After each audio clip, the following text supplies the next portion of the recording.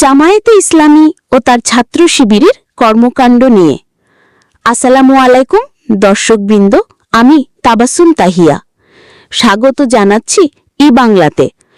আজ আমরা আলোচনা করব জামায়াতে ইসলামী ও তার ছাত্র শিবিরের কর্মকাণ্ড নিয়ে।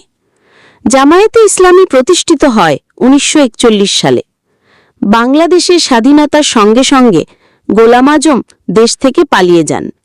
পরে প্রেসিডেন্ট শেখ মুজিবুর রহমানের শাসনামলে তার নাগরিকত্ব বাতিল করা হয়।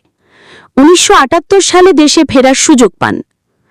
ডাকসুর ভিপি, জিএস ও এজিএস পদে নির্বাচিত নেতারা 5ই আগস্টের আগে ছাত্রলীগের পরিচয় বহন করলেও এখন তারা নিজেদেরকে ছাত্র শিবির বলছে।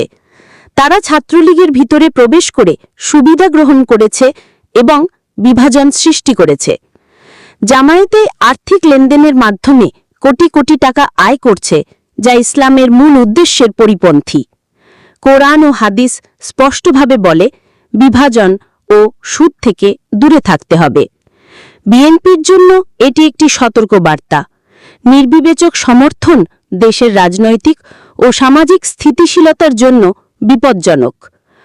আজ রাত 8টায় বিস্তারিত দেখুন বাংলা 4 ইউটিউব চ্যানেলে।